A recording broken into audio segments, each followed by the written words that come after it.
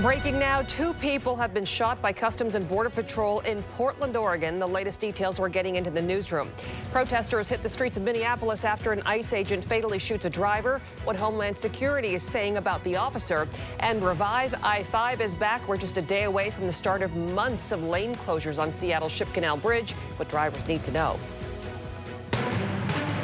We begin with breaking news out of Portland today. ABC News is reporting that U.S. Customs and Border Patrol agents shot 2 people. We know it happened near East Burnside and 141st Avenue in Portland. The FBI will lead the investigation. We don't know the condition of the people shot, but the Portland City Council president says the 2 people survived the shooting. The circumstances of the shooting have not been revealed. In fact, we're waiting for a press conference to begin for more information. As soon as it starts, we'll bring it to you live on the air during this newscast. Developing now at 4, protests continue in Minneapolis after the deadly shooting of a woman by an ICE officer. Today, Minnesota state investigators said they would not be involved in this investigation. And late this afternoon, Minnesota Governor Tim Walz authorized the state's National Guard be staged and ready to support law enforcement. Homeland Security Secretary Kristi Noem says the ICE officer, now identified as Jonathan Ross, followed his training and was protecting himself. National correspondent Kayla Gaskins has the latest from Washington, D.C.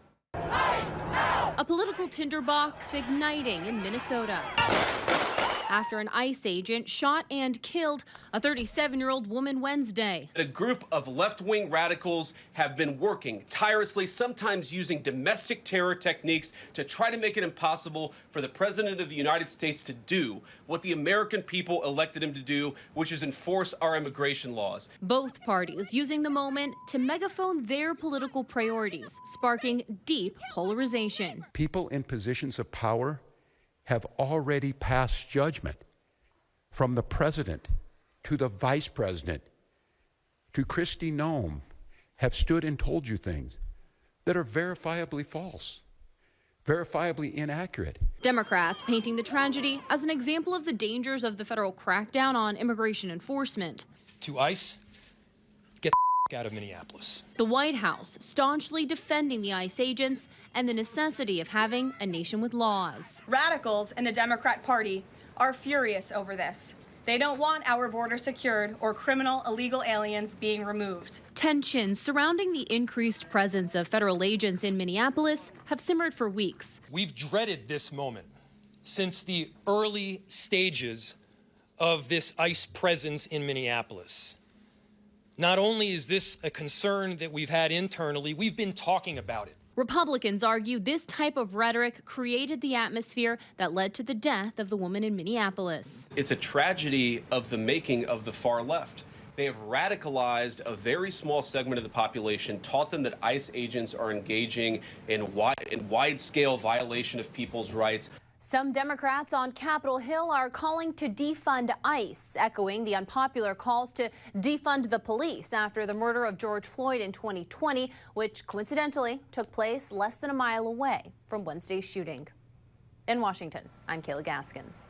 Minnesota Governor Tim Walz is demanding state officials be allowed to take part in the investigation. State investigators withdrew from the case after the FBI told them they would not have access to evidence. Walz is calling on the U.S. Attorney's Office to change its stance.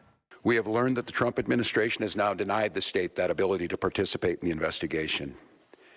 And I just want to make this as clear as possible to everyone. Minnesota must be part of this investigation. Minnesota's public safety commissioner said if the BCA cannot conduct a full investigation, the state cannot file charges. The White House says Homeland Security will continue to operate on the ground in Minneapolis. Homeland Security Secretary Kristi Noem says that the ICE officer involved followed his training. We recognize that he acted according to his training. He acted appropriately to protect his life and the life of his colleagues and fellow law enforcement officers that were there and people that were surrounding. Officials say the officer is a member of ICE's special response team and has 10 years of experience. Noem says she's not opposed to sending more immigration authorities to Minneapolis. In downtown Seattle last night, dozens of protesters gathered in front of the federal building to demonstrate their frustration with ICE following the deadly shooting. The protest was peaceful and no arrests were made. Stay with KOMO for the latest developments in the story. We'll have the newest information for you on the air and online at KOMOnews.com.